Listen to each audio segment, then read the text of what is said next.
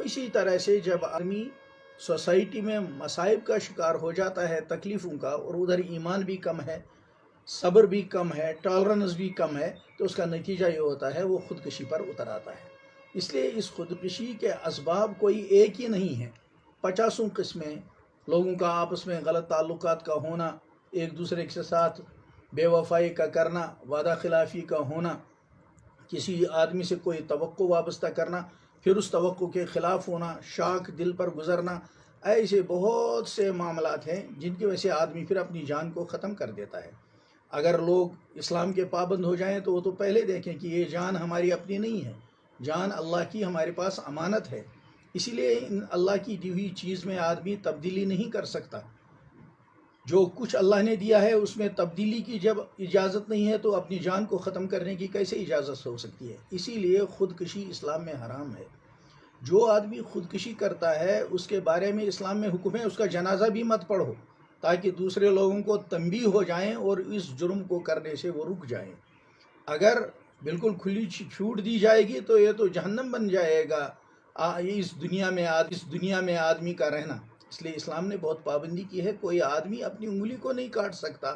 اپنے کان کو نہیں کاٹ سکتا، اپنے پیر کو نہیں کاٹ سکتا۔ ان چیزوں کو کاٹنے کی اجازت ہے جو شریعت نے دی ہے، مثلا ناخن کاٹنے کی اجازت ہے ہفتے کے بعد،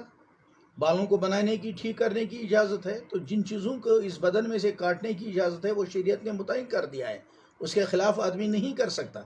اسی طرح سے عورت اپنے بال نہیں کاٹ سکتی، شریعت کی خلاف ورزی ہو جائے گی تو اپنی جان کو کیسے ختم کرے گا؟ اپنی جان کو ختم کرنا، خودکشی کرنا، اس کی اسلام میں قطعاً اجازت نہیں ہے، اور اسی کی سزا یہ ہے کہ ایسے آدمی کا جنازہ نہیں پڑھا جائے گا تاکہ تنبیہ ہو جائے، دوسرے لوگ اس جرم کو کرنے سے بچ جائیں۔ اس لیے بہت ہی ضرورت ہے اس بات کی کہ گھر والے بھی اپنے اولادوں کے بارے میں دینی فکر کریں، اور سوسائٹی میں بھی وہ دیکھیں لوگ کہاں آ رہے ہیں، جا رہے ہیں، کن چیزوں کو دیکھ رہے ہیں، کیسی کتابیں پڑھ رہے ہیں، میڈیا میں کیا چیزیں دیکھ رہے ہیں، کون سی چیزوں کو دیکھ کر ان کے اندر جذبات بھڑکتے ہیں، کن چیزوں کو دیکھ کر ان کے اندر مجرمانہ چیزیں پیدا ہونے لگی ہیں، ان سب کو دیکھنا پڑے گا، اور اس کے بعد جو سسٹم ہے اس کو بھی اس معاملے میں متحرک ہونا پڑے گا۔ جو اسباب باعث بنتے ہیں، سبب بنتے ہیں ان چیزوں کا، شوہر اور بیوی کے معاملات کو اسلام نے بتایا ہے، ایک دوسرے کے حق کو پہچانو۔